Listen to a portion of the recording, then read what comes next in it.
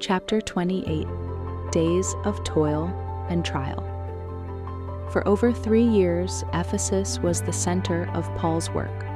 A flourishing church was raised up here, and from this city, the gospel spread throughout the province of Asia among both Jews and Gentiles. The apostle had now for some time been contemplating another missionary journey. He purposed in the Spirit when he had passed through Macedonia and Achaia to go to Jerusalem, saying, "After I have been there, I must also see Rome." In harmony with this plan, he sent into Macedonia 2 of them that ministered unto him, Timotheus and Erastus. But feeling that the cause in Ephesus still demanded his presence, he decided to remain until after Pentecost. An event soon occurred, however, which hastened his departure. Once a year, special ceremonies were held at Ephesus in honor of the goddess Diana. These attracted great numbers of people from all parts of the province. Throughout this period, festivities were conducted with the utmost pomp and splendor. This gala season was a trying time for those who had newly come to the faith. The company of believers who met in the school of Tyrannus were an inharmonious note in the festive chorus, and ridicule, reproach, and insult were freely heaped upon them. Paul's labors had given the heathen worship a telling blow, in consequence of which there was a perceptible falling off in the attendance at the national festival and in the enthusiasm of the worshippers. The influence of his teachings extended far beyond the actual converts to the faith. Many who had not openly accepted the new doctrines became so far enlightened as to lose all confidence in their heathen gods. There existed also another cause of dissatisfaction. An extensive and profitable business had grown up at Ephesus from the manufacture and sale of small shrines and images, modeled after the temple in the image of Diana. Those interested in this industry found their gains diminishing, and all united in attributing the unwelcome change to Paul's labors. Demetrius, a manufacturer of silver shrines, calling together the workmen of his craft, said, "Sirs, ye know that by this craft we have our wealth. Moreover, ye see and hear that not alone at Ephesus, but almost throughout all Asia, this Paul hath persuaded and turned away much people, saying that they be no gods which are made with hands, so that not only this our craft is in danger to be set at naught, but also that the temple of the great goddess Diana should be despised, and her magnificence should be destroyed, whom all Asia and the world worshipeth." These words roused the excitable passions of the people. They were full of wrath, and cried out, saying, "Great is Diana of the Ephesians." A report of this speech was rapidly circulated. The whole city was filled with confusion. Search was made for Paul, but the apostle was not to be found. His brethren, receiving an intimation of the danger, had hurried him from the place. Angels of God had been sent to guard the apostle. His time to die a martyr's death had not yet come. Failing to find the object of their wrath, the mob seized Gaius and Aristarchus, men of Macedonia, Paul's companions in travel, and with these, they rushed with one accord into the theater. Paul's place of concealment was not far distant, and he soon learned of the peril of his beloved brethren. Forgetful of his own safety, he desired to go at once to the theater to address the rioters.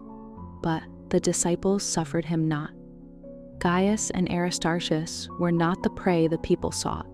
No serious harm to them was apprehended.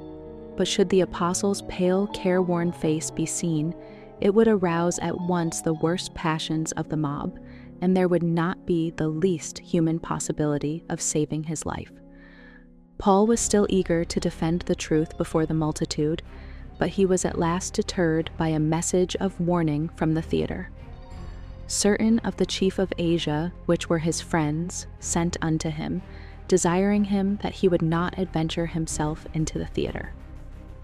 The tumult in the theater was continually increasing.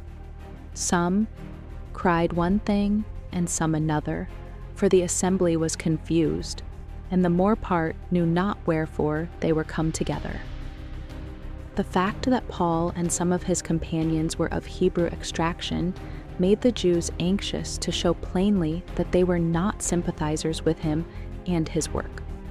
They therefore brought forward one of their own number to set the matter before the people. The speaker chosen was Alexander, one of the craftsmen, a coppersmith, to whom Paul afterward referred as having done him much evil. 2 Timothy 4:14. Alexander was a man of considerable ability, and he bent all his energies to direct the wrath of the people exclusively against Paul and his companions. But the crowd, seeing that Alexander was a Jew, thrust him aside, and all with one voice about the space of 2 hours cried out, "Great is Diana of the Ephesians." At last, from sheer exhaustion, they ceased, and there was a momentary silence. Then the recorder of the city arrested the attention of the crowd, and by virtue of his office obtained a hearing. He met the people on their own ground and showed that there was no cause for the present tumult. He appealed to their reason. "Ye men of Ephesus," he said, "what man is there that knoweth not how that the city of the Ephesians is a worshipper of the great goddess Diana, and of the image which fell down from Jupiter?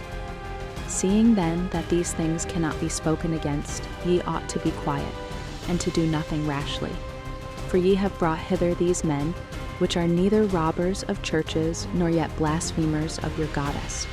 Wherefore, if Demetrius and the craftsmen which are with him have a matter against any man, the law is open, and there are deputies. Let them implead one another. But if ye inquire anything concerning other matters, it shall be determined in a lawful assembly. For we are in danger to be called in question for this day's uproar, there being no cause whereby we may give an account of this concourse." And when he had thus spoken, he dismissed the assembly. In his speech, Demetrius had said, "This our craft is in danger."